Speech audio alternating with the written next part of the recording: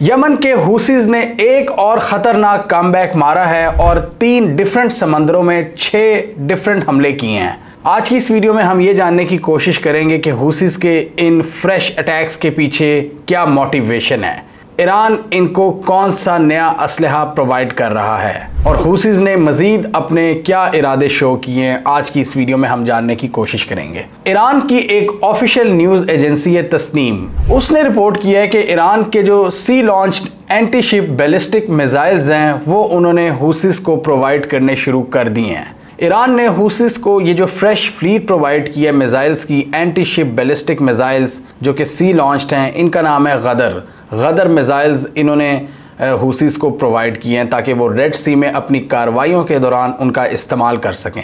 Iran की official news agency Tasneem ने अपनी रिपोर्ट में ये भी लिखा था कि गदर मिसाइल्स की हुसीज को सप्लाई के बाद अमेरिका और उसके हवारियों के लिए रेड सी के अंदर ऑप्शंस मजीद कॉम्प्लिकेट हो जाएंगी और ये अमेरिका और उसके एलाइज के लिए एक बहुत बुरी खबर है। गदर के हवाले से इंटरेस्टिंग बात यह है कि ये ईरान का first ever anti ship ballistic missile है जो कि इन्होंने हुसीज को प्रोवाइड किया है। यानी जो चीज़ इन्होंने अपने लिए सबसे पहले बनाई है वो इन्होंने हुसीज को भी सप्लाई की है और इससे ये क्लियरली जाहिर होता है कि मिडल ईस्ट की ये जो जंग है ईरान के लिए कितनी ज़्यादा इम्पॉर्टेंट है और ईरान अपना जो एक्सिस ऑफ रेजिस्टेंस है उसको खुद कितना ज़्यादा एम्पावर रखना चाहता है। यानी अपने साथ साथ जो इनके ग्रुप्स हैं जिनको ईरान सपोर्ट करता है, इराक, सीरिया, लेबनान और यमन में, ईरान चाहता है कि वो ज़्यादा से ज़्यादा यूएस और उनके एलाइज के इंटरेस्ट को हिट करे और इसलिए उसने अपने मुल्क में बनाई हुई ये जो एक फ्रेश प्रोडक्ट है वो सबसे पहले हुसीज को प्रोवाइड किया है। प्रॉक्सी ग्रुप वैसे तो नेगेटिव कॉनोटेशन में यूज़ होता है और बहुत से लोग बुरा भी मना जाते हैं कि आप हुसीज को प्रॉक्सी क्यों कह रहे हैं, लेकिन प्रॉक्सी का मतलब यही होता है कि जहाँ तक आपकी अपनी रीच नहीं होती आप अपने किसी दोस्त ग्रुप या अपने किसी एफिलिएटेड ग्रुप को सपोर्ट करते हो ताकि उसका जो स्फीयर ऑफ इन्फ्लुएंस है वो आपकी रेंज में भी आ जाए। यानी अब आप देखें कि ये जो बाबुल मंडप स्ट्रेट है और यमन के साथ जितनी साहिली पट्टी है उसको ईरान अब काफ़ी हद तक इनडायरेक्टली कंट्रोल कर रहा है हुसीज की मदद से और उन्होंने अपने एंटी शिप बैलिस्टिक मिसाइल्स उनको प्रोवाइड किए हैं। इस हवाले से ईरान की फॉरेन मिनिस्ट्री ने कोई भी ऑफिशियल स्टेटमेंट देने से इनकार किया है। इससे पहले हमने यूएस आर्मी की जो सेंटकॉम है उसकी एक रिपोर्ट देखी थी जिसमें उन्होंने पूरा इस्टेब्लिश करने की कोशिश की थी कि हुसीज को ईरान सपोर्ट कर रहा है मिलिटरीली, इनको मिसाइल्स और ड्रोन्स प्रोवाइड कर रहा है और इनको सारी इंफॉर्मेशन दे रहा है शिप्स की, जबकि ईरान ने ऑफिशियली हमेशा डिनाई किया है कि हम यमन के हुसीज को सपोर्ट करते हैं। ईरान ने कहा है कि हमारी मॉरल सपोर्ट तो है इनके साथ लेकिन हमने इनकी मिलिटरीली कभी मदद नहीं की। हम इनसे मुलाकातें भी करते होंगे, हम इनको शाबाशी भी देते होंगे, हम इनको मॉरल सपोर्ट भी देते होंगे, लेकिन टैक्टिकल सपोर्ट हम प्रोवाइड नहीं करते। ईरान की मिसाइल और ड्रोन प्रोडक्शन कैपेबिलिटी की बात करें तो वो इसको बहुत हद तक इन्हांस कर चुका है, बल्कि वो अब रूस के साथ ड्रोन्स और मिसाइल प्रोग्राम्स पर काम कर रहा है जिस पर अमेरिका को बहुत सख्त तशवीश है और अमेरिका की एक रिपोर्ट के मुताबिक ईरान की जो मिसाइल प्रोडक्शन कैपेबिलिटी है वो मिडल ईस्ट में सबसे ज़्यादा हाई है और इसी वजह से ईरान इनके लिए एक बहुत बड़ा थ्रेट बनकर इमर्ज होता है और यही मिसाइल्स और ड्रोन्स ईरान इस खित्ते में अपने दोस्तों को प्रोवाइड करता है IRGC के बैनर तले। IRGC जो पासदाराने इनकलाब है वो शाम, इराक, लेबनान और यमन में इन मिसाइल्स और ड्रोन्स को अपने दोस्तों में तकसीम करती है ताकि अमेरिका और इजराइल के इंटरेस्ट को हिट किया जा सके। इसीलिए IRGC अमेरिका के लिए एक बहुत बड़ा थ्रेट है जिसको अमेरिका एक दहशतगर्द ग्रुप करार दे चुका है। अमेरिका की नज़र में ईरान की रेगुलर आर्मी नहीं बल्कि IRGC जो पासदाराने इनकलाब है, जो ईरान की इस्टेब्लिशमेंट है, सुप्रीम लीडर के डायरेक्टली अंदर काम करती है, अमेरिका कहता है कि इन मिलिटेंट ग्रुप्स को ये IRGC सपोर्ट प्रोवाइड करती है, इसलिए ये भी एक दहशतगर्द ग्रुप है। तस्नीम न्यूज़ एजेंसी की जो ये रिपोर्ट थी मिसाइल से रिलेटेड जो इन्होंने हुसीज को प्रोवाइड किया, अब ये एक स्टेट ओन्ड मीडिया आउटलेट है, यानी इनकी रियासत के बहुत करीब है और इन्होंने अपने पॉइंट ऑफ व्यू में ये लिखा है कि ईरान को अपने इन मिसाइल्स की प्रोडक्शन को इंक्रीज़ करना चाहिए ताकि इस पूरे खित्ते में अपना इन्फ्लुएंस कायम रख सके और जो इन्होंने एक डेटरेंस कायम रखी हुई है अमेरिका के ख़िलाफ़, वो बरकरार रखे। और अमेरिका और इसकी जो पार्टनर नेवीज़ हैं जैसे कि यूके वगैरह, उनको डराने के लिए ये मिज़ाइल प्रोग्राम बहुत ज़रूरी हैं। इस रिपोर्ट के मुताबिक अमेरिका और वेस्ट को ईरान के मिज़ाइल और ड्रोन प्रोग्राम से पहले ही बहुत शदीद तहफ़्फ़ुज़ात हैं, क्योंकि इनकी नज़र में यही ड्रोन्स और यही मिज़ाइल ईरान रूस को भी प्रोवाइड करता है, जो यूक्रेन में इनके लोगों को मारते हैं। और ईरान की ये जो कॉन्टीन्यूस सपोर्ट है अपने एलाइज़ को मिज़ाइल्स प्रोवाइड करने की, ये शो करती है कि ईरान इस वक्त रिलेंटलेस है और वो रुकने के मूड में नहीं है। इसके अलावा हमने एक और डेवलपमेंट देखी कि हुसीज़ ने 3 डिफरेंट समंदरों में तकरीबन 6 कश्तियों को निशाना बनाया है। जी हाँ, हुसीज़ ने रेड सी के अंदर हमले किए हैं। इसके अलावा उन्होंने अरेबियन सी में 2 शिप्स को निशाना बनाया है और मेडिटेरेनियन सी तक भी अब इनके मिज़ाइल पहुंचना शुरू हो गए हैं। जैसे पहले इन्होंने धमकी दी थी तकरीबन 2 महीने पहले कि अब हमारे मिज़ाइल्स मेडिटेरेनियन सी को भी टच करेंगे, और उस धमकी का अमली नमूना हमने देखा है कि हुसीज़ ने मेडिटेरेनियन सी में भी 2 कश्तियों को निशाना बनाया है। अब ये बड़े हैरत की बात है कि यमन से ये बहुत दूर हैं, ये 1000 माइल से भी दूर का फासला बनता है। ये डिस्टेंस बहुत ज़्यादा है, इसके बावजूद इनके मिज़ाइल्स मेडिटेरेनियन सी में पहुंचने में कामयाब हो चुके हैं।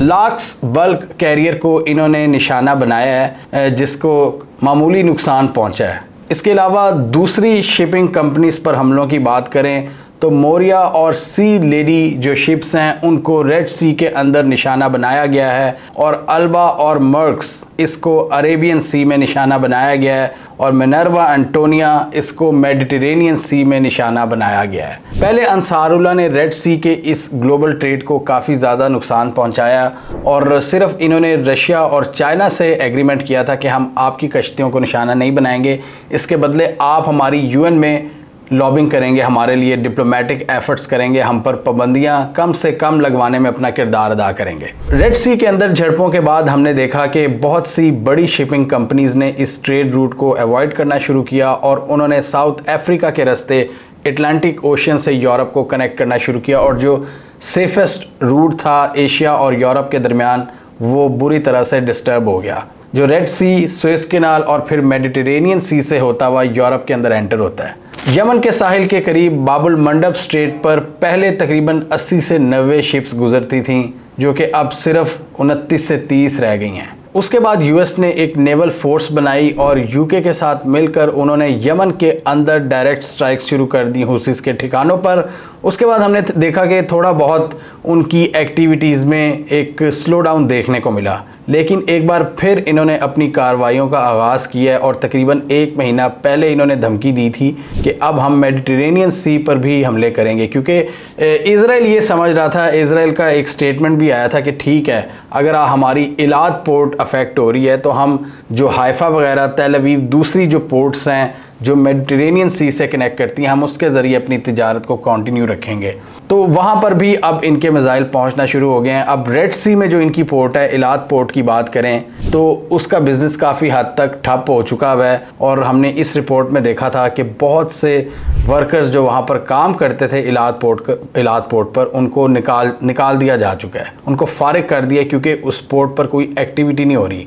और इलाद पोर्ट से पहले सऊदी अरब के ये जजीरे आते हैं, न्योम वगैरह, जहाँ पर सऊदीया फ्यूचरिस्टिक सिटीज़ बनाने की बात कर रहा है। तो सऊदीज़ को भी इस वक्त बहुत ज़्यादा थ्रेट है कि इस पूरे कॉन्फ्लिक्ट की वजह से हमारे जो फ्यूचर प्लान्स हैं 2030 से रिलेटेड वो कहीं ख़राब ना हो जाएं। इसलिए सऊदी अरब भी बैक एंड पे कोशिशें कर रहा है कि इस कॉन्फ्लिक्ट को ख़त्म किया जाए, क्योंकि उनके इकनॉमिक एम्बिशंस हैं वो हर्ट हो रहे हैं। हर एक के अपने अपने एम्बिशंस हैं। अगर आप इज़राइल का पॉइंट ऑफ व्यू देखें तो उनका सर्वाइवल का एक एटीट्यूड है कि जी हमने सर्वाइवल की जंग लड़नी है, इस वजह से वो बहुत ज़्यादा अग्रेसिव होकर हमले करते हैं अपने आसपास के ममालिक में जहाँ से भी उनको ख़तरा महसूस हो, लेबनान, सीरिया या फिर रफ़ा क्रॉसिंग हो या गज़ा हो, वो फ़लस्तीनियों को नहीं बख्शते। जबकि सऊदी अरब का ये है कि जी हमने नेक्स्ट यूरोप बनना है एशिया का, और हमने तो यहाँ पर ज़बरदस्त किस्म की एक मॉडर्नाइजेशन उसको इंट्रोड्यूस करवाना है, उसके लिए वो इकदाम भी कर रहे हैं। तो उनको बहुत ज़्यादा डर है कि ये जो मिज़ाइल हैं और ड्रोन्स हैं और ये जो जंग है, नेवल बहरी बेड़े हैं, ये इनके समंदरों के आसपास ना आए। तो सऊदी अरब को भी बहुत ज़्यादा टेंशन्स लगी हुई हैं और उन्होंने अभी एक इकोनॉमिक फोरम में भी बातचीत करते हुए कहा था, उनके ट्रेड मिनिस्टर ने, कि ये जो जंग हो रही है हमारे इलाकों से दूर है। लेकिन आप देखें कि अगर इजराइल की इलाद पोर्ट मुतासिर हो सकती है तो उससे पहले जो न्योम सिटी आती है, क्या वो मुतासिर नहीं होगी? वो डेफिनेटली उनके प्लान्स मुतासिर होंगे और इन्वेस्टर्स का जो कॉन्फिडेंस है वो शैटर हो रहा है न्योम के प्रोजेक्ट्स के हवाले से। और अब देखें, ईरान एक नई कमिटमेंट के साथ इनको अब सपोर्ट करना शुरू हो गया है हुसीस को। एटलीस्ट जो रिपोर्ट्स हमें बता रही हैं, जो इनकी ऑफिशियल न्यूज़ एजेंसी बता रही है कि हमने अपने एंटी शिप बैलिस्टिक मिसाइल्स हुसीस को प्रोवाइड करने शुरू कर दिए हैं। तो ये जंग अभी ख़त्म होती हुई तो नज़र नहीं आ रही। डेफिनेटली इसमें बहुत से स्टेक्स हाई हैं, सबके डिफरेंट पार्टनर्स हैं। अमेरिका इस रीजन में इज़राइल की जो उजारादारी है उसको कायम रखना चाहता है। अमेरिका बहुत सेंसिटिव है इज़राइल के मामले में, वो उसका दिफा करेंगे हर सूरत में। ये अमेरिका और यूके वगैरह आप इनसे एक्सपेक्ट करेंगे, कभी ये पीछे नहीं हटेंगे इज़राइल की सपोर्ट से। सऊदी अरब के इकनॉमिक एम्बिशंस हैं, इज़राइल कहता है कि नहीं ये हमारी लैंड है, ये इस पर हम हर हद तक इसका दिफा करेंगे, ये मतलब वो उसको प्रॉमिस लैंड कहते हैं। और इस सारी सूरत हाल में ईरान को भी अपनी नेशनल सिक्योरिटी की फ़िक्र होती है, क्योंकि इज़राइल पीछे पड़ा हुआ है इनके न्यूक्लियर प्रोग्राम पर, इज़राइल पीछे पड़ा हुआ है इनकी IRGC पर, और इज़राइल इनके दूसरे टॉप ऑफिशल्स के पीछे भी पड़ा हुआ है। तो यहाँ पर ईरान को भी फिर ऐसे इकदाम करने पड़ते हैं जिसकी वजह से वो अपने तौर पर एक सर्वाइवल मोड में रहते हैं। तो इसलिए आप इस डेवलपमेंट को इस तनाजुर में देख सकते हैं कि ईरान अपनी नेशनल सिक्योरिटी को स्ट्रेंथन करने के लिए इस तरह के इकदाम कर रहा है और इन ग्रुप्स को मज़ीद सपोर्ट कर रहा है। क्योंकि बेशक ईरान और सऊदी अरेबिया के दरमियान डिप्लोमेटिक ताल्लुकात बहाल हो चुके होंगे, लेकिन अभी भी ये दोनों एक दूसरे को शक की निगाह से देखते हैं। आप इस वीडियो में देख सकते हैं, हमने इसमें पूरा एक्सप्लेन किया था। इसके अलावा अमेरिका और इज़राइल से जो थ्रेट्स जन्म लेते हैं वो अलग हैं। तो इसीलिए एक्सिस ऑफ रेजिस्टेंस ईरान के लिए बहुत ज़रूरी है, जिसको सपोर्ट करता है IRGC, और IRGC सुप्रीम लीडर के डायरेक्टली अंडर है।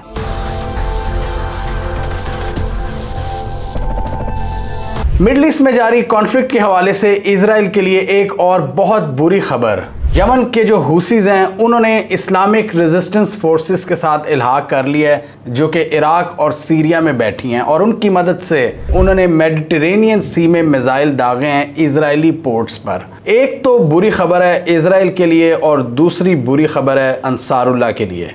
हुसीज के खिलाफ अमेरिका एक नए इकदाम का सोच रहा है और उस इकदाम से पॉसिबली इनकी जो पीस डील है सऊदी अरब के साथ वो सबटाज हो सकती है। ये जो हुसीज हैं ये रेड सी के इलाके में अपनी कार्रवाइयाँ कर रहे थे और वो भी बाबुल मंडब स्ट्रेट के करीब। उससे ज़्यादा आगे उनकी पहुंच नहीं थी और वैसे भी वहाँ पर अमेरिकन नेवल शिप्स भी हैं, तो वो ज़्यादा बड़े पैमाने पर कार्रवाइयाँ नहीं कर सकते। लेकिन उन्होंने पहले धमकी दी थी इलाद पोर्ट के हवाले से, जो कि यमन की कोस्ट से तकरीबन 1000 मील की दूरी पर है। और अगर इनके बाकी नॉर्दर्न शहरों की बात करें इजराइल की, जो कि मेडिटेरेनियन सी के किनारे पर वाक़ हैं, ये तेल अवीव और हाइफा वगैरह, ये और दूर हैं इनसे। और एक्सपर्ट्स पहले यही समझते थे कि हुसीज के जो मिसाइल हैं वो यहाँ तक नहीं पहुँच सकते।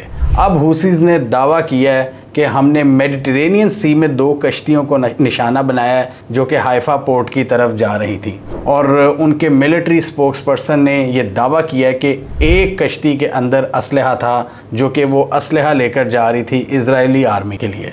इस हवाले से हुसीज ने क्लेम किया है कि इराक में जो इस्लामिक रेजिस्टेंस ग्रुप्स है उनके साथ मिलकर हमने 2 जॉइंट मिलिट्री ऑपरेशंस किए हैं जिनकी मदद से हमने इन हमलों को कामयाब किया है। उन्होंने कहा कि इन दोनों हमलों में हमने मिसाइल्स और ड्रोन्स का इस्तेमाल किया है और एक उस कश्ती को भी निशाना बनाया है जो गैर कानूनी तौर पर इस इलाके में एंटर हो रही थी, हमारी वार्निंग नहीं मान रही थी। इजरायली मिलिट्री ने हुसीज के इन दावों को रिजेक्ट किया और उन्होंने कहा कि इसमें कोई सच्चाई नहीं है, और अगर इसमें सच्चाई है तो ये इजराइल के लिए एक बहुत बुरी खबर है, क्योंकि रेड सी से 1000 मील दूरी से ज़ायद के फासले पर इन्होंने ये हमले किए हैं। और मेडिटेरेनियन सी में अगर हुसीज मिसाइल दाग सकते हैं तो ये इजराइल के लिए एक बहुत बुरी खबर है। और ये चीज़ ये भी शो कराती है कि ये जो एक्सिस ऑफ रेजिस्टेंस है जिसको IRGC सपोर्ट करती है, ईरान का पासदाराने इनकलाब, इससे इस चीज़ को समझने में मदद मिलती है कि एक्सिस ऑफ रेजिस्टेंस के दरमियान कितना मजबूत कोऑपरेशन है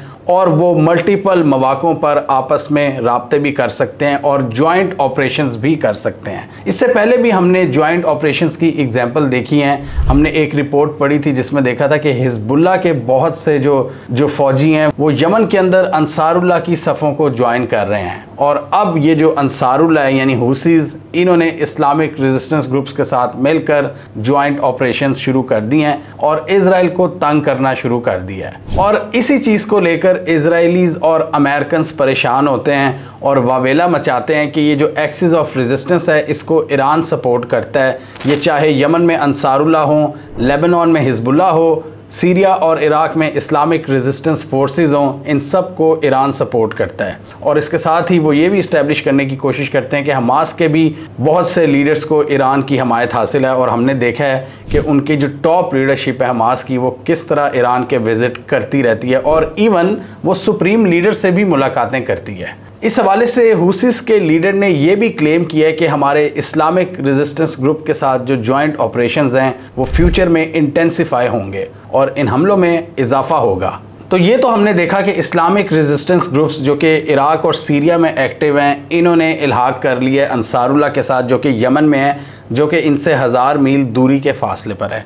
बीच में हिजबुल्लाह आती है जो कि लेबनान में एक्टिव है, और हिजबुल्लाह का भी पिछले दिनों बयान आया था कि अब हम ऑल आउट वॉर के लिए तैयार हैं इजराइल के साथ, क्योंकि हम ये भी देख रहे हैं कि हिजबुल्लाह और इजरायली फोर्सेस के दरमियान जो झड़पें हैं उनमें भी इजाफा होता चला जा रहा है, और हिजबुल्लाह को भी इस हवाले से डर है कि कहीं फुल ऑन इन्वेजन ना कर डाले इजराइल लेबनान के अंदर, और इसलिए उन्होंने ये बयान दिया कि हम आपसे लड़ेंगे। लेकिन डेफिनेटली इजराइल के लिए भी एक बहुत मुश्किल टास्क है कि वो लड़ाई को गज़ा से निकाल कर लेबनान में ले जाए, तो 2 फ्रंट्स उनके लिए हैंडल करना बहुत मुश्किल होगा। जबकि उनके बॉर्डर के साथ ही जो सीरिया वाली साइड है वहाँ से भी रेजिस्टेंस आती है, और अमेरिकन ऑफिशियल्स के मुताबिक वहाँ से ईरान रेजिस्टेंस ग्रुप्स को असलहा प्रोवाइड करता है ताकि वो इजराइल के ख़िलाफ़ इस्तेमाल करें, और इसलिए फिर वो सीरिया में हमलों का जवाब बनाते हैं। और पिछले दिनों हमने देखा था दमिश्क में किस तरह ईरान की पूरी एम्बेसी इन्होंने उड़ा दी थी। ये इनकी ऑपरेशनल रेंज में आते हैं ये एरियाज़, ये दमिश्क और लेबनान के बहुत से एरियाज़ और फ़लस्तीन के ये इलाके। जबकि यमन के अंदर हुसीस को टारगेट करने के लिए अमेरिका और यूके एक्टिव हैं और उनके स्ट्रॉन्ग होल्ड्स पर बमबारी कर रहे हैं। लेकिन हम देख रहे हैं कि हुसीस के हमलों में कोई ख़ास कमी नहीं आ रही। 1 महीने का हमने स्लो डाउन देखा था और उसके बाद दोबारा से इन्होंने कार्रवाइयों का आगाज़ कर दिया और बड़े धड़ल्ले के साथ, और इस बार इन्होंने ज्वाइंट ऑपरेशंस किए हैं इस्लामिक रेजिस्टेंस ग्रुप्स के साथ। एक तो बुरी खबर है इजराइल के लिए और दूसरी बुरी खबर है अंसारुल्लाह के लिए। हुसीस के खिलाफ अमेरिका एक नए इकदाम का सोच रहा है, और उस इकदाम से पॉसिबली इनकी जो पीस डील है सऊदी अरब के साथ वो सबटाज हो सकती है, वो तबाह बर्बाद हो सकती है अगर अमेरिका इसमें कामयाब हो जाता है। बेसिकली अमेरिका बहादुर कोशिश कर रहा है कि यूएन की मदद से जो पीस डील के तहत एक बड़ी रकम जानी थी यमन के अंदर उसको ब्लॉक कर दे। सऊदी अरब ने यमन में कुछ सरकारी अफसरान और उनके गवर्नमेंट सेटअप के लिए $1.5 बिलियन एलोकेट किए थे पीस डील की शक्ल में, और वो जो पीस डील होनी है सऊदी अरब और हुसीस के दरमियान उसमें यूएन भी इन्वॉल्व है। तो अमेरिका अब इन कोशिशों में है कि यूएन की ये जो एफर्ट्स हैं इनको तबाह बर्बाद कर दिया जाए, और अगर वो पीस डील कामयाब हो जाती है तो डॉलर्स जो यमन के अंदर जाने हैं उनको ना पहुंचने दिया जाए, बेशक वो किसी भी ग्रुप के पास जाएं। अमेरिका इस वक्त ये देख रहा है कि यमन में सबसे ज़्यादा मजबूत फोर्स हैं हुसीस, और इनके जो अपोजिंग सेगमेंट्स भी हैं यमन के अंदर वो भी अंसारुल्लाह को ज्वाइन कर रहे हैं बड़ी तादाद में। अमेरिका को ये डर है कि ये अगर किसी भी फैक्शन के पास जाते हैं $1.5 बिलियन जो कि सऊदी अरब रिलीज़ करेगा वो इनके हाथ लग सकते हैं और इवेंचुअली हम पर हमलों पर यूज़ होंगे। लेकिन इसके साथ ही वाशिंगटन ने हुसीस को इनडायरेक्टली एक ऑलिव ब्रांच भी ऑफर किया है कि अगर आप अपने हमले रोक देते हैं तो हम इस डील को ख़राब नहीं करेंगे और ये जो रकम पहुंचनी है यमन तक हम इसको ब्लॉक नहीं करेंगे। 2015 में अंसारुल्लाह की जंग जब इंटेंसिफाई हुई थी सऊदी अरब के साथ, तो सऊदी अरब ने बहुत ज़्यादा पाबंदियां लगा दी थी, इनके खिलाफ एक मिलिट्री ऑपरेशन का आगाज़ किया हुआ था। सऊदी अरेबिया ने यमन की पोर्ट्स और एयर स्पेस पर ब्लॉकेट कायम कर दी थी जिसकी वजह से वो पूरी दुनिया से ट्रेड नहीं कर पा रहे थे, और बड़े अरसे की एफर्ट के बाद तकरीबन 2 साल की निगोसिएशंस के बाद हुसीस ने एक अंडरस्टैंडिंग कर ली थी सऊदी अरब के साथ कि अब हम इवेंचुअली इस जंग का खात्मा करेंगे। और अमेरिका पहले ही इस जंग से दस्तबरदार हो चुका था 2021-22 में। अमेरिका कह रहा था कि अब हम मज़ीद नहीं लड़ सकते, और अब खुद अमेरिका मैदान में आ रहा है कि इस पीस डील को तबाह करे सिर्फ और सिर्फ इजराइल की खातिर। अमेरिका इसमें डेफिनेटली रेड सी वाली रीज़न भी बयान करता है कि इनकी वजह से पूरी दुनिया की जो ट्रेड है वो मुतासिर हुई है, और जो ग्लोबल शिपिंग कंपनीज़ हैं वो लॉन्गर रूट्स लेने पर मजबूर हैं, जिसकी वजह से उनका टाइम बहुत ज़्यादा लग रहा है और उनकी कॉस्ट में इजाफा हो चुका है। इस वजह से वो पूरी दुनिया को ये कायल करने की कोशिश कर रहे हैं कि आप हुसीस के साथ इस जंग में हमारा साथ दें। अमेरिका सऊदी अरब को भी कह रहा है, अमेरिका चाइना को भी कह रहा है, यानी उन पार्टीज़ को भी कह रहा है जिससे अमेरिका की पूरी तरह से नहीं बनती। लेकिन अमेरिका यहाँ पर ये इनको समझाने की कोशिश कर रहा है कि भाई ये ट्रेडिंग, ये पूरा एक ट्रेड रूट है जो ख़राब हुआ है हुसीस के हमलों की वजह से, और आप हमारा साथ दें। चाइना और रशिया ने तो सेपरेटली हुसीस के साथ एक डील कर ली है कि वो इनकी कश्तियों को निशाना नहीं बनाएंगे, लेकिन सऊदी अरब इस हवाले से बहुत ज़्यादा परेशान है और कंफ्यूज है और दूर बैठा इस पूरी सिचुएशन को देख रहा है। सऊदी अरब का इस वक्त मेन गोल है ट्रैवल एंड टूरिज़्म और 2030 का विजन, जिसके तहत ये रेड सी के आसपास, रेड सी के पैरेलल बहुत से जजीरे और बहुत से रिजॉर्ट्स कायम कर रहे हैं, जिसमें ये चाहते हैं कि बहुत ज़्यादा ग्लोबल टूरिस्ट आएँ। और एक इकोनॉमिक फोरम में सऊदी सफ़ीर ने तो ये भी कहा था कि रेड सी का जो कॉन्फ्लिक्ट है, जहाँ हुसीज हमले कर रहे हैं बाबुल मंडब स्ट्रेट के आसपास, वो हमारे इलाकों तक नहीं पहुँच रहे, हमारे इलाके सिक्योर हैं। और पूरी दुनिया के इन्वेस्टर्स और टूरिस्ट को ये समझाने की कोशिश कर रहे थे कि आप इससे परेशान ना हो, सऊदी अरब पूरे का पूरा सिक्योर है। मोहम्मद बिन सलमान हर तरह की एफर्ट कर रहे हैं कि रेड सी के पैरेलल इनके जितने भी रिजॉर्ट्स हैं वो सिक्योर रहें और ज़्यादा से ज़्यादा टूरिस्ट आएँ। सऊदी अरब डेफिनेटली इस कॉन्फ्लिक्ट से काफ़ी ज़्यादा परेशान है, क्योंकि उनको अपनी इकॉनमी की फ़िक्र है, उनको अपने ट्रैवल एंड टूरिज़्म की फ़िक्र है, और इसलिए इस जंग से पहले वो हुसी से भी हाथ मिला रहे थे, वो ईरानियन से भी हाथ मिला रहे थे, और वो इजरायली से भी हाथ मिलाने के लिए तैयार थे। लेकिन इस जंग ने बहुत सी इक्वेशंस को चेंज करके रख दी है और सऊदी अरब बहुत परेशान है। एक तरफ उसने पीस डील भी देखनी है हुसीस के साथ, और एक तरफ अमेरिका का प्रेशर है कि हमारे साथ आओ। सऊदी अरब इस पीस डील को सैबोटाज नहीं कर सकता, क्योंकि हुसीस की पावर इन्होंने देख ली है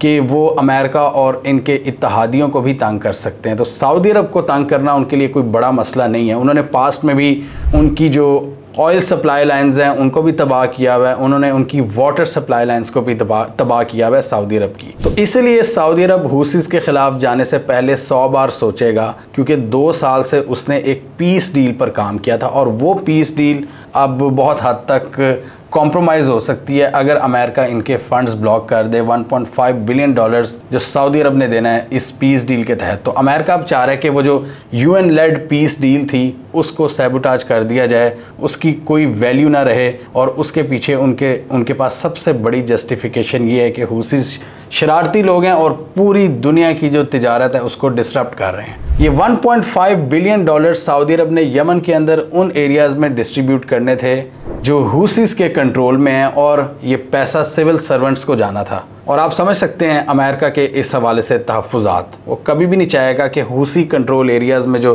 सिविल सर्वेंट्स काम कर रहे हैं उनके पास $1.5 बिलियन की ग्रांट जाए और यमन की रिहेबिलिटेशन हो सके, क्योंकि यमन के इस वक्त मेजॉरिटी एरियाज़ पर हुसीस का कंट्रोल है। पोर्ट एरियाज़, मेजर एयरपोर्ट्स और इनके कैपिटल सिटी और south western Yemen. Meanwhile UK और यूएस की फोर्सेस यमन में हुसीस के स्ट्रॉन्ग होल्ड्स को निशाना बना रही हैं और रिलेंटलेसली हमले कर रही हैं यमन के अंदर। हुसीस भी अपनी कैपेसिटी के मुताबिक काउंटर अटैक्स और प्रीएम्प्टिव स्ट्राइक्स कर रहे हैं। हमें कमेंट सेक्शन में बताइए आपके ख्याल में हुसीस ने ये जो मेडिटेरेनियन सी में हमले अब शुरू कर दिए हैं, जो इनके मिसाइल्स पहुंच रहे हैं इस्लामिक रेजिस्टेंस ग्रुप्स की मदद से हाइफा पोर्ट के करीब, यानी बहुत दूर यमन से, क्या ये हमले इम्पैक्टफुल हैं, या आपके ख्याल में ये लो इंटेंसिटी अटैक्स हैं जिनसे इजराइल को कोई फ़र्क नहीं पड़ेगा और उनके एयर डिफेंस सिस्टम इनको ईजीली इंटरसेप्ट कर लेंगे?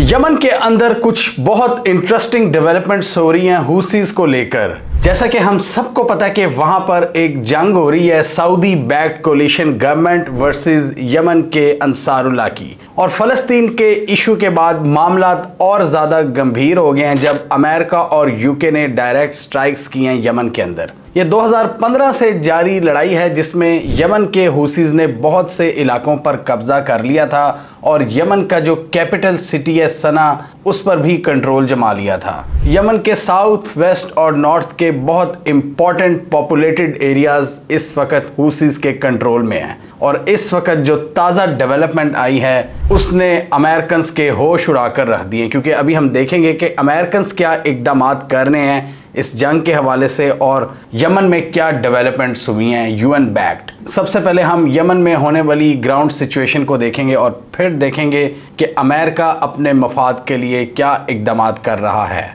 यमन के साउथ वेस्ट में एक शहर है तैज़, वहाँ पर बड़े अरसे से लड़ाई जारी थी। ये जो यमन की ऑफिशियल गवर्नमेंट है और हुसीज के फाइटर्स के दरमियान, और काफ़ी सख्त बैटल के बाद जो वहाँ की ऑफिशियल गवर्नमेंट है जिसको दुनिया तस्लीम करती है, उसकी फोर्सेस ने वहाँ पर कंट्रोल जमाया हुआ था। जब हुसीज ये इलाका कंट्रोल करने में नाकाम रहे तो उन्होंने इस पूरे इलाके का मुहासरा कर लिया और वहाँ पर अपनी चेक पोस्टें कायम कर ली थी और वहाँ से किसी को भी गुजरने की इजाज़त नहीं थी। उन्होंने अपनी चेक पोस्टें बनाई हुई थी, अपने स्नाइपर्स बिठाए हुए थे और दूसरी ब्लॉकेड्स लगाई हुई थी इस रास्ते के ऊपर, ताकि तैज़ सिटी में कोई एंटर ना हो सके। और इसकी वजह से तैज़ के शहरियों को बहुत मुश्किलात का सामना करना पड़ता था और वो आसपास का इलाका जिनमें पहाड़, जंगलात और दलदलें हैं, उनको पार करके दूसरे एरियाज में जाते थे, क्योंकि ऑफिशियल रोड को इन्होंने बंद किया हुआ था और ये रोड सना सिटी तक भी जाती है और सना पर भी हुसीज का कंट्रोल है।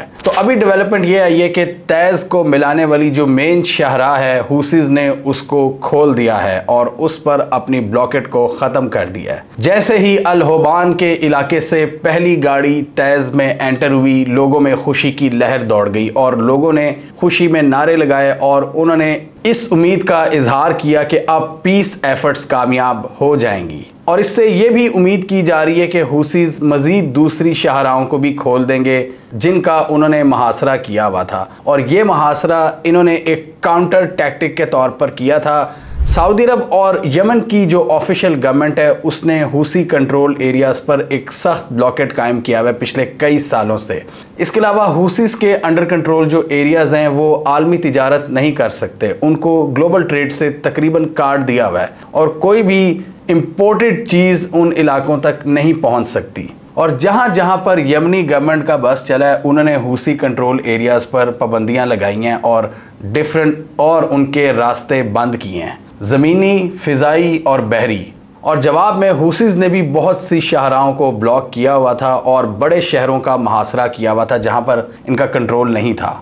ये अल होबान तैज़ रोड तकरीबन 9 साल बाद खुली है, जो यहाँ के शहरियों की मुश्किलात को कम करेगी। जो इनको डिफरेंट रूट्स लेने पड़ते थे दूसरे एरियाज़ में जाने के लिए, अब कुछ इनकी मुश्किलात कम होंगी और अब ये मेन रोड्स का इस्तेमाल कर सकेंगे।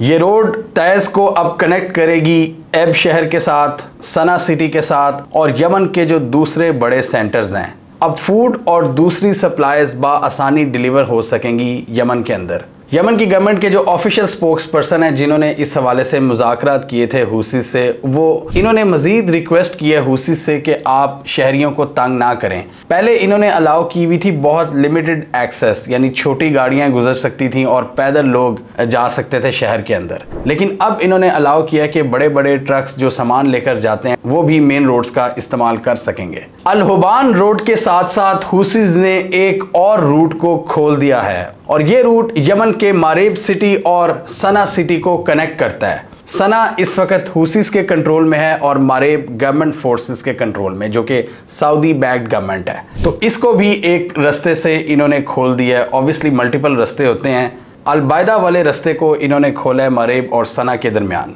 इंटरेस्टिंग बात यह है कि इन रास्तों को खोलने के लिए यमन की गवर्नमेंट और हुसीज मिलकर काम कर रहे हैं। यमन की गवर्नमेंट बड़े बड़े बिल्डोज़र ला रही है ताकि जो बैरियर्स वगैरह हैं उनको हटाया जा सके, जबकि जो हुसीज हैं वो अपनी साइड से स्नाइपर्स को हटा रहे हैं और लैंड माइन्स को क्लियर कर रहे हैं जो इन्होंने रास्ते में बिछाई हुई थी। इसके अलावा यमन की ऑफिशियल गवर्नमेंट की जो मिलिट्री है उन्होंने हुसीज से मज़ीद रिक्वेस्ट की है कि 7 और बड़े शहर हैं जिनकी मेन आर्टरीज को इन्होंने ब्लॉक किया हुआ है और उसका भी मुहासरा बंद किया जाए और वहाँ पर भी सप्लाई लाइंस खोली जाएं। अब यहाँ पर एक बहुत बड़ी कन्फ्यूजन पाई जा रही है। बहुत से लोग ये समझ रहे हैं कि हुसीज और सऊदीज के दरमियान कोई पीस डील फाइनलाइज हो गई है, जिसकी वजह से ऐसे इकदाम शुरू हो गए हैं, जिसकी वजह से ये ब्लॉकेड्स अब खोली जा रही हैं। इसके अलावा सऊदी गवर्नमेंट ने तकरीबन 1.5 बिलियन डॉलर्स रिलीज करने थे यमन की गवर्नमेंट के लिए, जो इनके बैंक्स में आने थे, उन शहरों के बैंक्स में भी जहां पर हुसीज का कंट्रोल है। लेकिन यहां पर एक बहुत बड़ा प्लॉट ट्विस्ट है, और वो प्लॉट ट्विस्ट ये है कि यूएस उस फंड को रोकना चाहता है, और ये जो फंड सऊदी अरब ने रिलीज करने हैं ये यूएन की एफर्ट्स का नतीजा है। 7 अक्टूबर से पहले मिडल ईस्ट की फ्रेश टेंशंस का जब आगाज़ नहीं हुआ था, उससे पहले हुसीज और सऊदी गवर्नमेंट बहुत करीब आ गए थे डील के, और इनकी निगोसिएशंस का आगाज़ हो चुका था 2023 के आगाज़ से, यानी पिछले साल के आगाज़ से ही इन्होंने बातचीत शुरू कर दी थी, और 2023 के एंड पे इन्होंने एक पीस एग्रीमेंट करना था, जो कि मिडल ईस्ट में टेंशन्स की वजह से नहीं हो सका, क्योंकि सऊदी अरब पर अमेरिका का प्रेशर है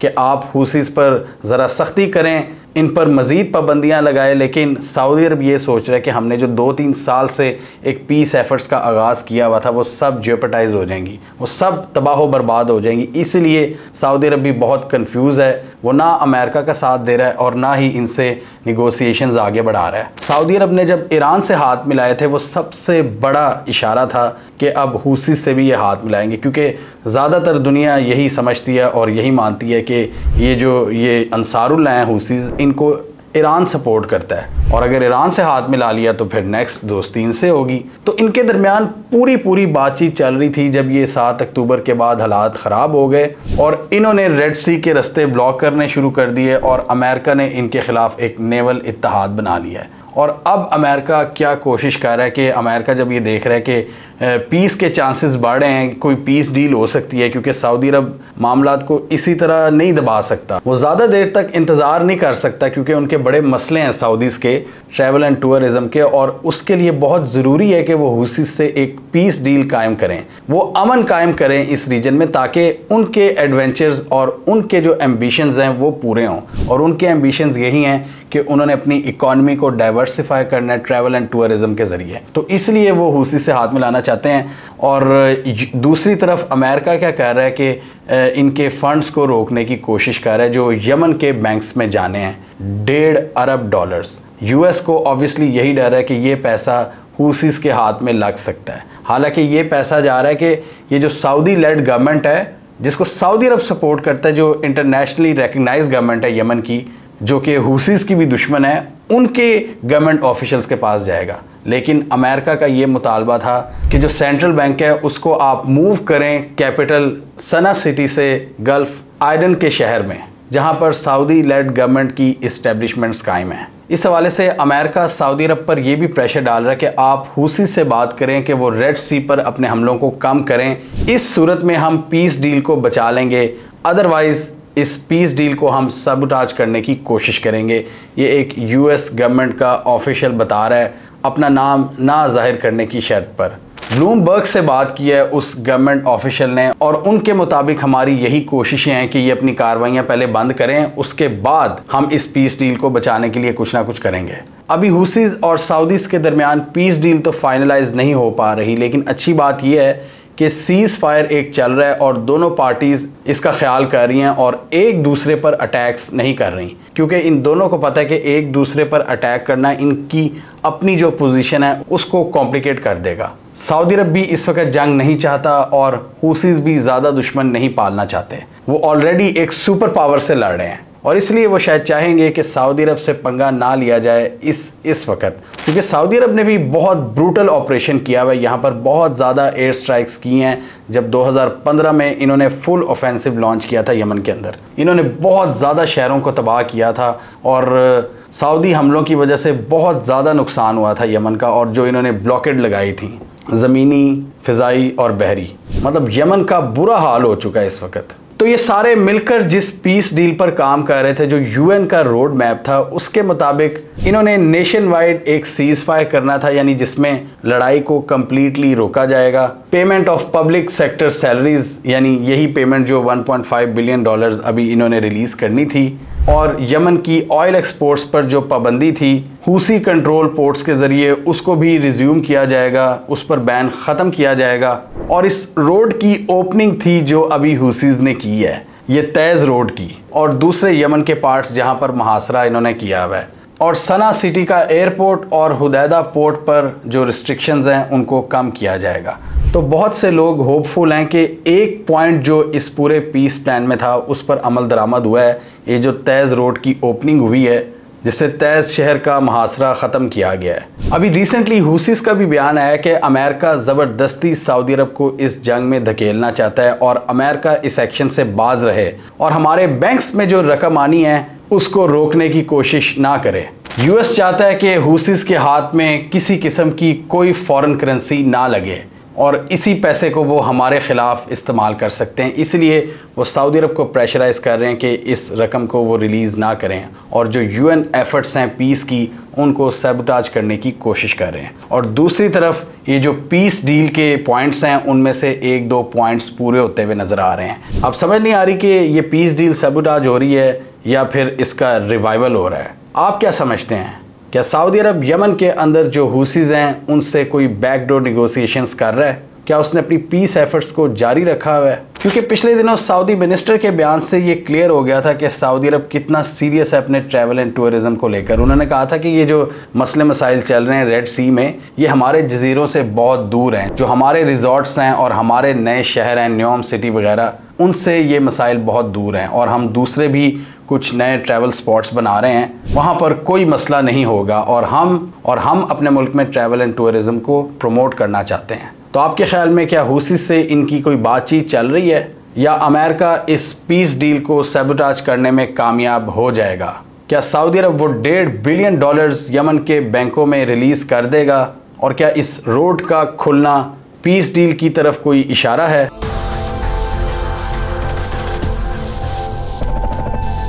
यमन के हूसीज यानी अंसारुल्लाह ने इजराइल के अगेंस्ट एक और बैटलफील्ड खोलने का ऐलान कर दिया है और ये बैटलफील्ड अब होगी मेडिटेरेनियन सी।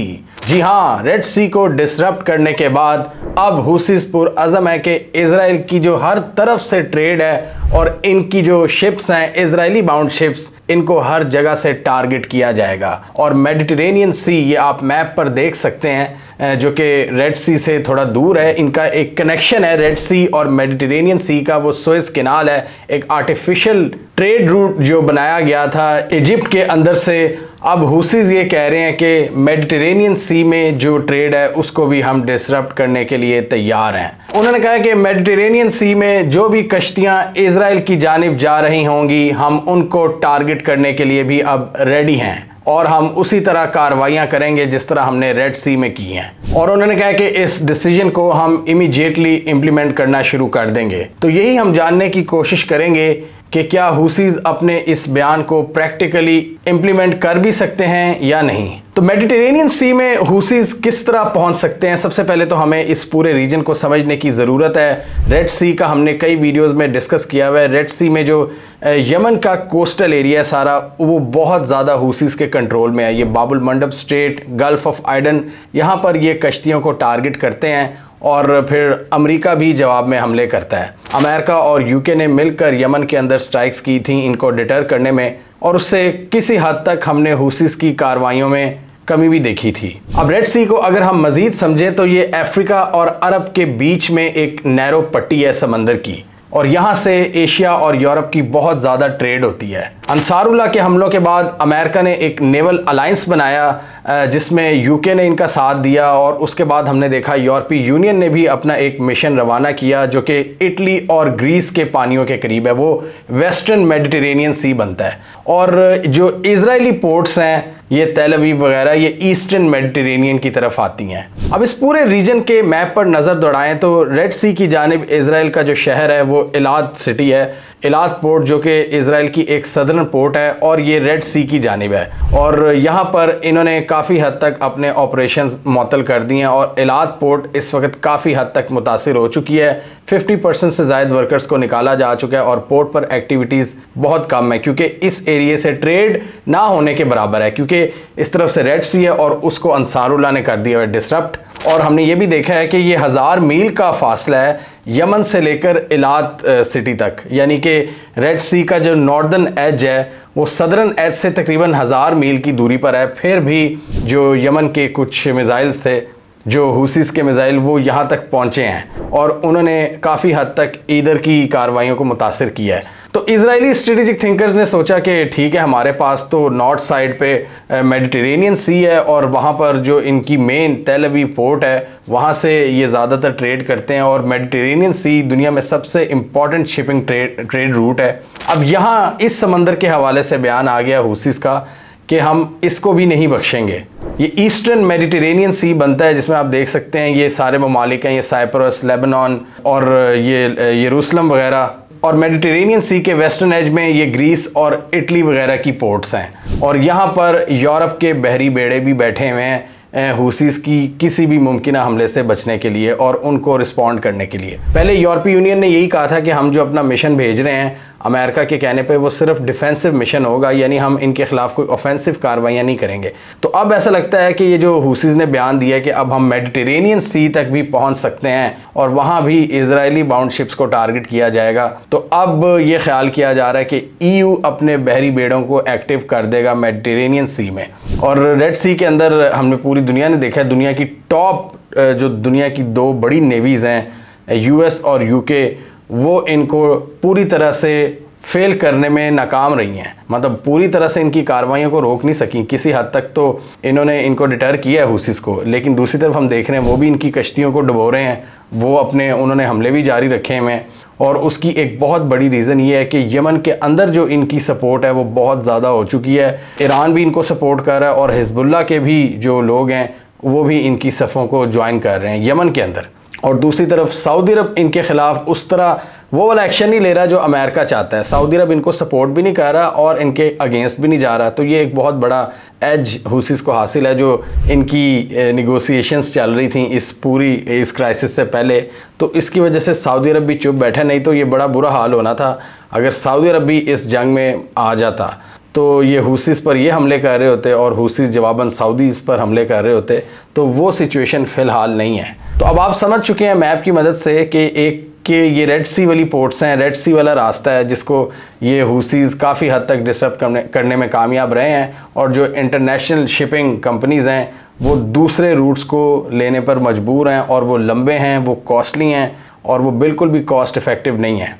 और इसकी वजह से हम देख रहे हैं कि जो मिस्र का कारोबार है, जो मिस्र का रेवेन्यू था जो इन कश्तियों से किराया लेता था ग्लोबल शिपिंग कंपनी से, वो भी काफ़ी हद तक मुतासिर हुआ है। तो अब ये देखने वाली बात है कि ये मेडिटेरेनियन सी तक कैसे आ सकते हैं। अब ये 1000 मील का जो फासला है ये अबूर करना काफ़ी मुश्किल है। इनके 1-2 मिसाइल तो पहुंच सकते हैं, लेकिन अगर इनकी कार्रवाइयों की बात करें तो ज़्यादा ये बाबुल मंडप स्ट्रेट के करीब ही रही हैं, यानी यमन का जो कोस्टल एरिया है उसके करीब ही इन्होंने कार्रवाइयाँ की हैं। इससे आगे अमेरिका वगैरह भी इनको काफ़ी हद तक इंटरसेप्ट कर लेते हैं अगर ये आगे जाने की कोशिश करें। लेकिन ये बात दुरुस्त है कि बाबुल मंडप स्ट्रेट में काफ़ी हद तक कश्तियों की जो आमदोरफ्त है उसको रोकने में कामयाब हुए हैं। पहले 80 के करीब शिप्स गुजरती थी एक दिन में, जो कि अब 29 से 30 रह गई हैं और वो 29 से 30 भी ज़्यादातर रशिया और चाइना की शिप्स हैं।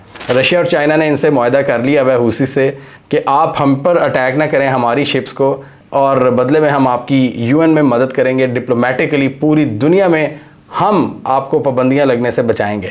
और इससे थोड़ी दूरी हॉर्न ऑफ अफ्रीका जिबूटी पर रशियन और चाइनीज़ नेवीज़ की भी प्रेजेंस है, तो ये भी अमेरिकन इंटरेस्ट को अंडरमाइन करती है। अब हुसीस के जो मिलिट्री स्पोक्स पर्सन है याया सारे, उन्होंने इसकी रीज़न बताई है कि अब हम क्यों मेडिटेरेनियन सी तक आना चाहते हैं।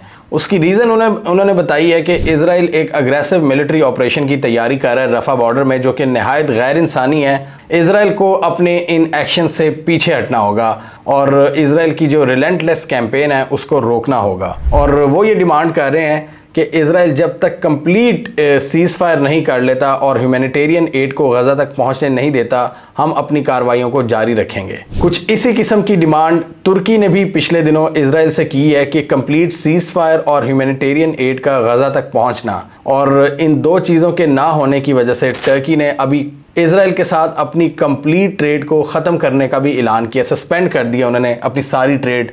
उसको आप इस वीडियो में देख सकते हैं। जैसा कि हम सबको पता है कि इस वक्त एक निगोसिएशंस चल रही हैं हमास और इजरायली गवर्नमेंट के दरमियान, इनडायरेक्ट निगोसिएशंस हैं जो कि इजिप्ट में भी चल रही हैं, जो कि दोहा में भी चल रही हैं। इनके ऑफिशियल्स आते हैं और अमेरिका भी इसमें इन्वॉल्व है, इजिप्ट इसमें इन्वॉल्व है, कतर इसमें इन्वॉल्व है। तो ये अब चाह रहे हैं कि किसी हद तक कोई पीस सेटलमेंट कर ली जाए, जबकि दूसरी तरफ हम नेतन्याहू के इरादों को देखें तो वो एक मिलिट्री ऑपरेशन करना चाहते हैं रफ़ा के ऊपर, जहां पर तकरीबन 1.5 मिलियन से ज़ायद जो फ़लस्तीनी हैं वो मशहूर हैं और वो बिल्कुल नकलो हरकत नहीं कर सकते। टेंट्स में उनकी बहुत बुरी हालत है, जो ह्यूमैनिटेरियन असिस्टेंस है वो बहुत कम है, और जो लोग कुछ समंदर की तरफ जाने की कोशिश करते हैं पानी वगैरह हासिल करने के लिए या थोड़ा सा उस घुटन के माहौल से बचने के लिए, उनको भी मार दिया जाता है। तो यहाँ पर एक पीस निगोसिएशन भी चल रही है और हुसीस के मुताबिक इजराइल ने अभी तक इस पीस डील को एक्सेप्ट नहीं किया और इस वजह से हम ये मेडिटेरेनियन सी पर हमलों का सोच रहे हैं। अब उस पीस निगोसिएशन में क्या बात हो रही है, इजराइल ने ये ऑफ़र किया हमास को कि हम 40 दिन का सीज़ फायर कर लेते हैं, यानी 40 दिन की जंग बंदी, और उस दौरान आप हमारे 30 लोगों को छोड़ देंगे जो इजरायली कैप्टिव्स हैं, और इसके बदले हम भी कुछ दर्जनों में फ़लस्तीनी जो लोग हमारी हिरासत में हम उनको छोड़ देंगे। जबकि हमास के मुताबिक उनका सबसे अहम मुतालबा ये है कि इजराइल परमानेंट सीज़ फायर करे, अपनी फ़ौजों को निकाल ले गज़ा से और ह्यूमैनिटेरियन एड को गज़ा के अंदर आने दे इनडिस्क्रिमिनेटली, और ये जो रफ़ा पर ऑपरेशन की तैयारियां कर रहे हैं इसको सोचना छोड़ दे। ये हैं हमास की डिमांड्स। अब डेफिनेटली ये जो दो डिमांड्स हैं हमास की और एक तरफ इजराइल की, इजरायली 40 दिन का चाहते हैं सीज़ फायर, जबकि हमास चाहता है टोटल विड्रॉल ऑफ ट्रूप्स। तो ये डेफिनेटली एक कॉन्फ्लिक्ट ऑफ इंटरेस्ट आप कह लें, दोनों के जो तजादात हैं वो मिलते नहीं हैं। तो इस वजह से पिछले जितने भी राउंड ऑफ डिस्कशंस हुए हैं वो बग़ैर किसी नतीजे पर ख़त्म हुए हैं। लेकिन अमेरिका ये काफ़ी हद तक कोशिश कर रहा है कि इसमें इनको कामयाबी मिले। बीच में चाइना भी पड़ा है, चाइना ने फ़लस्तीन के डिफरेंट जो सेगमेंट्स हैं उनको अपने मुल्क में बुलाया है, चाइना ने हमास लीडरशिप को भी बुलाया है, इसके अलावा जो फ़तेह वहाँ पे ग्रुप है फ़लस्तीन में उनको भी बुलाया है, और पावर शेयरिंग की बात की है कि फ्यूचर का जो सिनेरियो उसमें मिलकर हुकूमत की जाए। जबकि अमेरिका ये चाहता है कि जो फ़तह का सेक्शन है उसको वो फ़लस्तीनियन अथॉरिटी का क़याम उनके ज़रिए अमल में लाया जाए जिसमें हमास माइनस हो। तो चाइना और अमेरिका अपने अपने तौर पर ये भी कोशिशें कर रहे हैं कि उनके हिसाब से कोई ना कोई डील फाइनलाइज हो जाए,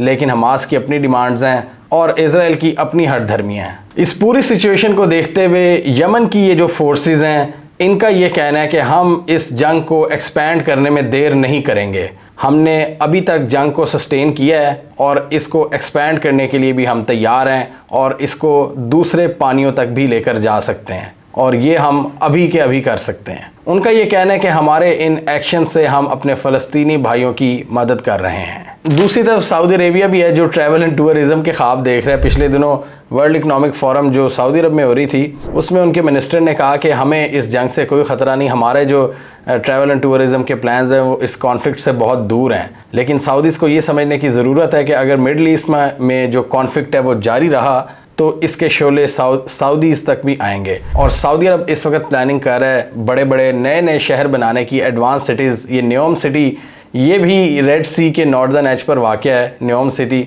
तो सऊदीज़ इस हवाले से भी बड़े परेशान है कि बड़ा पैसा इन्होंने झोंका हुआ है यहाँ पर, वो ज़ाया ना हो जाए।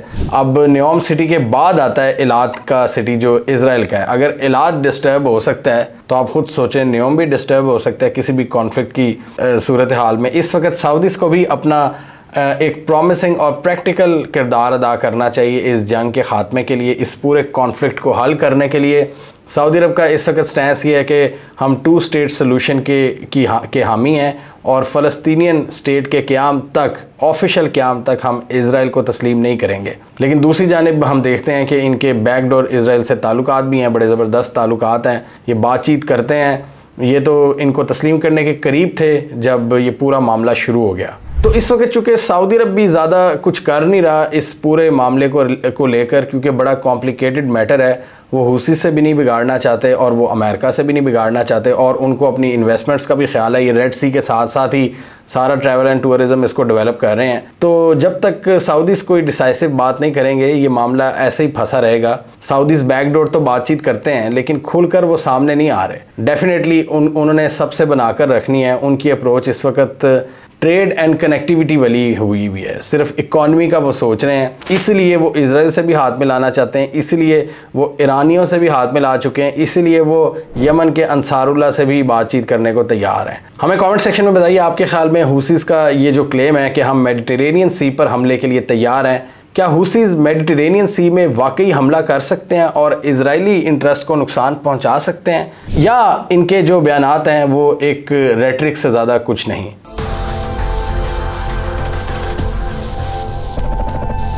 यमन के हुसीज़ रेड सी में एक बार फिर एक्टिव हो गए हैं और उन्होंने अपनी कार्रवाइयां रिज्यूम कर दी हैं, और हम देख रहे हैं कि एक बार फिर यूएस फोर्सेस के साथ उनकी झड़पें शुरू हो गई हैं। और दूसरी तरफ सऊदी अरब में वर्ल्ड इकोनॉमिक फोरम की समिट हो रही है, जिसमें सऊदी अरब अपना आप पूरी दुनिया को दिखाने की कोशिश कर रहा है। जैसे हम सबको पता है कि सऊदी अरब अपनी इकॉनमी को डाइवर्सिफाई करना चाहता है और वो ये चाहते हैं कि ज़्यादा से ज़्यादा टूरिस्ट उनके मुल्क में आएँ।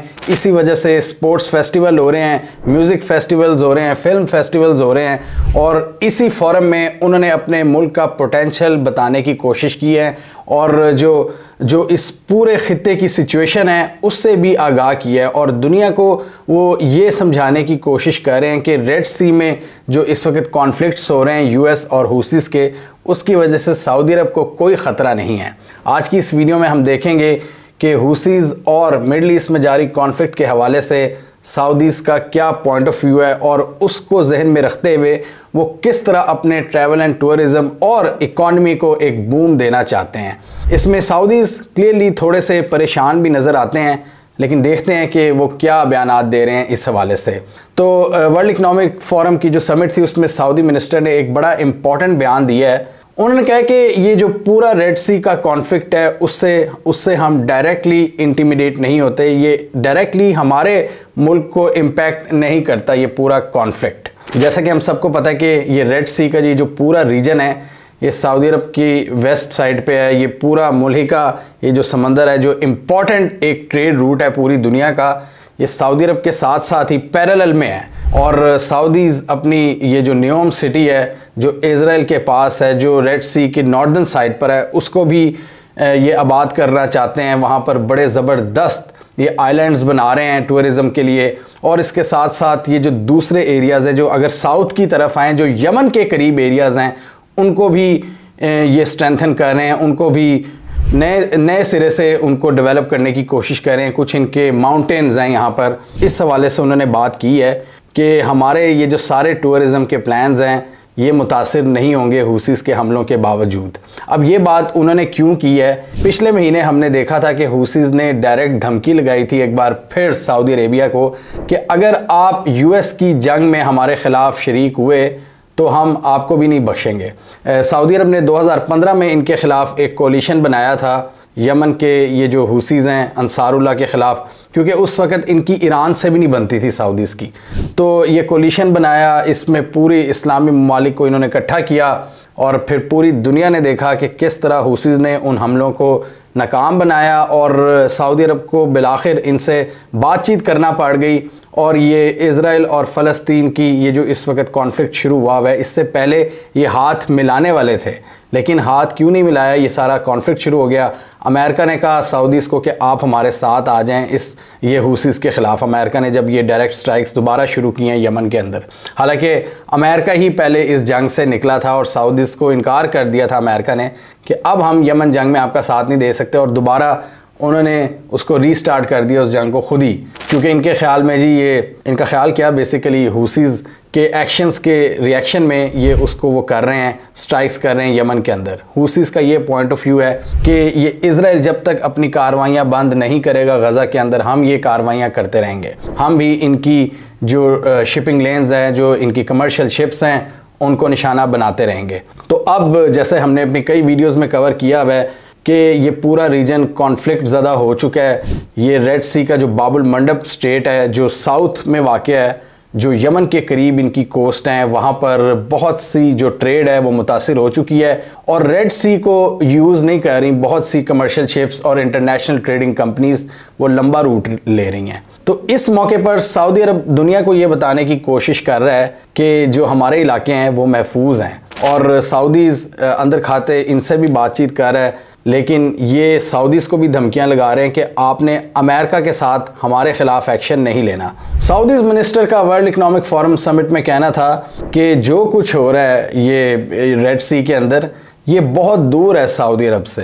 उन्होंने कहा कि ये रेड सी के एंड पर हो रहा है जो कि हमारे रीजन से बहुत दूर है, हमारी लैंड से दूर ये कॉन्फ्लिक्ट हो रहा है जो कि रेड सी के साउथ में हो रहा है, बाबुल मंडब स्टेट के करीब। ये सऊदीया के जो टूरिज्म मिनिस्टर हैं अहमद अल खतीब, उन्होंने वर्ल्ड इकनॉमिक फोरम में बातचीत करते हुए ये कहा है और साथ ही उन्होंने ये भी कहा कि रेड सी के साथ साथ जितने सऊदी अरब के एरियाज़ हैं जिनको वो टूरिज़म के हवाले से डेवलप कर रहे हैं वो सिक्योर हैं और इसके साथ ही जो न्योम की सिटी है और उसके जो कुछ जजीरे हैं वो भी महफूज हैं, वो भी इन हमलों की ज़द में नहीं आ सकते।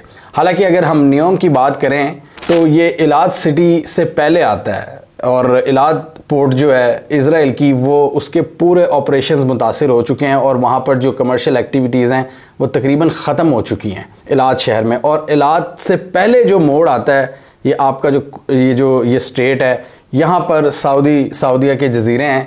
ये संदला आइलैंड है जिसको सऊदी अरब तामीर कर रहा है और इस साल के एंड में वो एक्टिव हो जाएगा। वहाँ पर बड़ी ज़बरदस्त एक्टिविटीज़ रखी जाएंगी टूरिस्ट के लिए। तो सऊदी अरब का ये जो क्लेम है इसको आप 100% दुरुस्त नहीं कह सकते, क्योंकि अगर इलाद सिटी मुतासिर हो चुकी है तो सिंदला अगर नहीं मुतासिर हुआ तो ये सऊदी अरब का ही ख्याल है कि इसको कुछ नहीं होगा, क्योंकि कॉन्फ्लिक्ट की वजह से इज़राइल तो अपनी पोर्ट बंद कर चुका है और ये इलाद सिटी दूर है सिंदला से। पहले सिंदला का एरिया आता है फिर ये इलाद सिटी। और ये नॉर्दर्न जो पार्ट है रेड सी का ये यमन से तकरीबन 1000 मील की दूरी पर है और सऊदी अरब यही समझता है कि यहाँ तक हूसीस के जो मिज़ाइल वगैरह हैं वो नहीं पहुँच सकते, लेकिन अक्सर हमने देखा है कि इस इलाके तक भी वो पहुँच जाते हैं और इलाद शहर में सायरन बज जाते हैं और लोग अपनी जान बचाने के लिए बंकर्स में चले जाते हैं। सऊदीज़ ये टूरिज़म साइट्स को डेवलप कर रहे हैं, बहुत सी मल्टीपल टूरिज़म साइट्स हैं। ये विजन 2030 के हिसाब से उसको पूरा रीवैम्प कर रहे हैं अपने टूरिज़म को और वो ये चाहते हैं कि इनकी इकॉनमी मज़ीद बेहतर हो और अब ये मॉडर्नाइज़ कर रहे हैं, औरतों को भी इजाज़त दे रहे हैं और डिफरेंट किस्म के फेस्टिवल्स हो रहे हैं, नए आइलैंड्स बनाए जा रहे हैं। और इसके अलावा इन्होंने बात की एक सदरन इलाके की। सऊदी अरब का एक सदरन इलाका है जो कि यमन के करीब लगता है। ये सऊदा लग्जरी माउंटेन रिजॉर्ट है जो कि मक्का मदीना से भी नीचे है, यानी यमन के करीब है और इसको भी ये डेवलप करने की कोशिश कर रहे हैं। और इसके हवाले से भी सऊदीज़ ने इसकी इम्पोर्टेंस का बताया कि हमने ये नहीं है कि इस पर फोकस कम कर दिया, हम इस पर भी काम जारी रखे हुए हैं, इसके बावजूद कि ये एक कॉन्फ्लिक्ट ज़्यादा रीजन के करीब है, यमन के करीब है। और जब यमन से इनकी लड़ाई जारी थी तो इस इलाके के करीब करीब तक भी उनके मिज़ाइल गिरे हुए हैं। ये हूसीज़ इनके मिज़ाइल सऊदी अरब में मिज़ाइल गिराते थे और हूसीज़ ने इनकी जो ऑयल पाइपलाइंस हैं उनको भी तबाह करने की धमकी दी थी और कुछ मौक़ों पर उन्होंने इनकी पाइपलाइंस को उड़ाया भी हुआ है। लेकिन सऊदीज़ की कोशिश यही है कि जितनी इनसे पीस निगोसिएशंस हो चुकी हैं वो बरकरार रहें और इनकी पीस निगोसिएशंस तभी कामयाब हुई थी जब ईरान के साथ इन्होंने हाथ मिलाया था। जो शिया सुन्नी की एक लड़ाई हम कहते हैं, तो जो शिया बेल्ट है, जो शिया सेगमेंट है जिसमें ईरान है, जिसमें ये यमन के अंसारुल्लाह हैं, ये हूसीज़ जिनको आप कहते हैं, या फिर ये बशारुल असद सीरिया के, इन सब से सऊदी अरब ने हाथ मिला लिया था और सऊदी अरब यही चाहता था कि सारे कॉन्फ्लिक्ट्स को ख़त्म कर दिया जाए। वो तो इज़राइल से भी हाथ मिलाने वाले थे, लेकिन ये 7 अक्टूबर के बाद सारी डायनामिक्स चेंज हो चुकी हैं। एक रिपोर्ट के मुताबिक मिडल ईस्ट में टेंशन्स के बावजूद सऊदी अरब में जो ट्रैवल एंड टूरिज़्म है उसने इस साल 10% तक ग्रो किया है, यानी 10% ज़ायद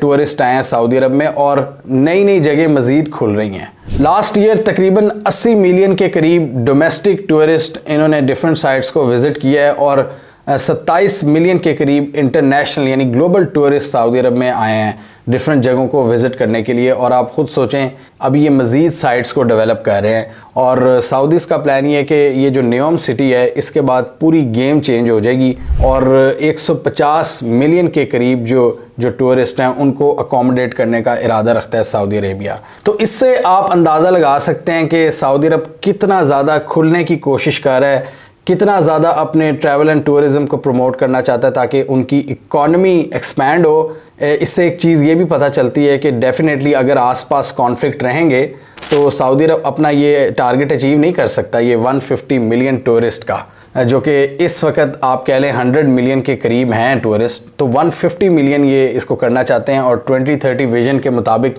ये इसी की मदद से अपनी इकॉनमी को एक्सपैंड करना चाहते हैं। इसमें सऊदी अरब के पास जो मेन चीज़ है वो इनका ट्रैवल एंड टूरिज़म ही है जिसको ये यूज़ करना चाहते हैं और इसी के लिए ये डिफरेंट साइट्स को ओपन कर रहे हैं। और सऊदीज़ को पता है कि डेफिनेटली अगर इस रीजन में कॉन्फ्लिक्ट होगा तो इनको कोई फ़ायदा नहीं होने वाला।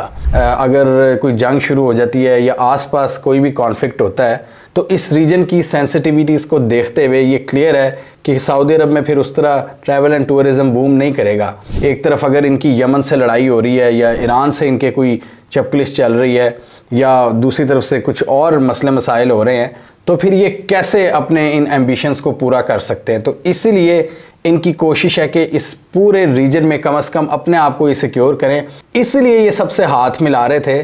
और अभी ये पीस डील्स इनकी सारी ही इस वक्त जिसे कहते हैं बीच में फंसी हुई हैं, हुसीस के साथ भी और इजराइलीस के साथ भी। सऊदी अरब चाहता है कि इन सब से मामला ठंडे कर ले, नॉर्थ में, साउथ में, हर जगह से, क्योंकि ये रीजन ही ऐसा है हिस्टोरिकली अगर देखा जाए तो अगर जंग एक तरफ लगे तो फिर ये एक्सपैंड बड़ी जल्दी होती है। इसमें बहुत से लोगों के मजहबी एहसासात भी जुड़े होते हैं तो सऊदी अरब को उसको भी सऊदी अरब बड़े गौर से देख रहे हैं। और दूसरी तरफ सऊदी अरब को अमेरिका का प्रेशर भी है क्योंकि यूएस कह रहा है कि आप इस जंग में हमारा साथ दें। सऊदी अरब ने दूसरी तरफ अपनी डोमेस्टिक ऑडियंस को भी देखना है कि अगर हुसीस के अगेंस्ट ये चले जाते हैं तो फिर बड़ा एक नेगेटिव सेंटीमेंट जनरेट हो जाएगा। और यमन की बात करें तो ये काफ़ी हद तक सिमिलर हैं सऊदी कल्चर से और यमन के अंदर बहुत बड़ी तादाद में लोग ये अंसारुल्लाह को ज्वाइन कर रहे हैं। तो इस वजह से अगर सऊदी अरब इनके अगेंस्ट जाता है तो पूरी एक टेरिटरी यमन की वो इनके मुखालिफ हो जाएगी और सऊदी अरेबिया के लिए जो जियोपॉलिटिकल कंसर्न्स हैं उसमें इजाफा हो जाएगा। तो इसलिए ये कोशिश कर रहे हैं कि मामलात ठंडे ही रखें इन सब के साथ ताकि इनके ट्रैवल एंड टूरिज़म के जो एम्बिशंस हैं वो सक्सेसफुली आगे चलें। और इसलिए हम देख रहे हैं कि अभी पिछले दिनों ये भी खबर आई थी कि सऊदी अरब में जो डिप्लोमेटिक इनक्लेव है वहाँ पर अल्कोहल की भी दुकान खोल दी गई है, लेकिन ये फैसिलिटी अभी एम्बेसडर्स के लिए, उन ममालिक के जो डेफिनेटली वो शराब को कंज्यूम करना चाहते हैं। सऊदी अरब ने क्लियरली कहा है कि अभी हमारी अल्कोहल पॉलिसी में कोई चेंज नहीं आया, कोई आम लोगों के लिए कि हमारे शहरों में स्टोर नहीं खुलेंगे, ये सिर्फ डिप्लोमेटिक एरिया में। क्योंकि पहले भी ये जब इनके अंग्रेज़ वगैरह आते हैं दूसरे मुल्कों से, जो सफ़ीर आते हैं उनको स्पेशल पाउचेस लेना पड़ते थे, इजाज़तनामे लेने पड़ते थे। तो सऊदीज़ के मुताबिक हमने उस हर्डल को कम करने के लिए अपने एरिया में ही एक शराब खाना खोल दिया ताकि वो डायरेक्टली उसको एक्सेस करें और एक लिमिट होगी। कोई ये नहीं है कि कुछ ज़्यादा वो शराब ख़रीद सकते हैं हर वक्त। वो डिटेल्स हमने इस वीडियो में एक्सप्लेन की थी। और सऊदीया ने कहा है कि इसमें हमारी कोई बड़ी पॉलिसी नहीं है, ये सिर्फ उन्हीं एम्बेसडर्स को फैसिलिटेट करने के लिए की है जो पहले ही, जो डिप्लोमेट्स पहले ही शराब पीते थे, जो अपने मुल्कों से लाते थे। लेकिन बहुत से एनालिस्ट सऊदी अरेबिया में ये बार खुलने को ही एक बहुत बड़ा इकदाम करार दे रहे हैं और उसी पॉलिसी का हिस्सा करार दे रहे हैं। सऊदी अरब की जो मॉडर्नाइजेशन की फ़िलासफ़ी है, जो नई पॉलिसी इन्होंने शुरू की हुई है, जिसके तहत ये नए नए इवेंट्स हो रहे हैं, औरतों को स्टेडियम्स में जाने की इजाज़त है, औरतों को ड्राइविंग करने की इजाज़त हो गई है, उनको दूसरे कामों की इजाज़त काफ़ी हद तक मिल चुकी है।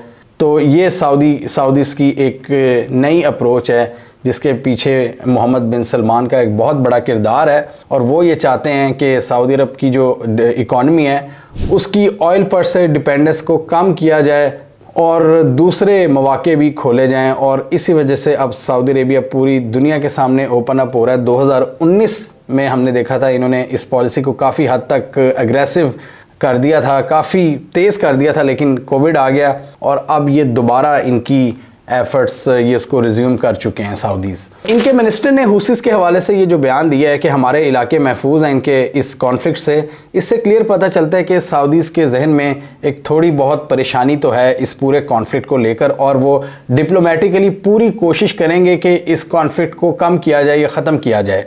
क्योंकि एक रिपोर्ट्स ये भी आ रही हैं कि इनके जो साउथ में माउंटेनियस रीजन्स हैं वहाँ पे बहुत से डिप्लोमेट्स की जो आमद थी वो लिमिटेड हो गई है हुसीस के डर की वजह से, क्योंकि ये यमन के करीब हैं। और सऊदी अरब इनको ये बताने की कोशिश कर रहा है कि हमने इन इलाकों को भी सिक्योर किया हुआ है, टेंशन की कोई बात नहीं है। और न्योम सिटी तो वैसे ही बहुत दूर है यहाँ से, हालांकि न्योम सिटी पहले आता है और इलाज शहर बाद में। तो यहाँ पर सऊदी अरब को ये भी टेंशन है कि ये जो न्योम सिटी इन्होंने डेवलप करना है, जो एक फ्यूचरिस्टिक सिटी जहाँ पर दुनिया की हर किस्म की फैसिलिटी, टेक्नोलॉजी, हर किस्म का मज़ा होगा, उसको इस एजेंडे को ये कामयाबी से लेकर चलें और 2030 से पहले कंप्लीट कर लें।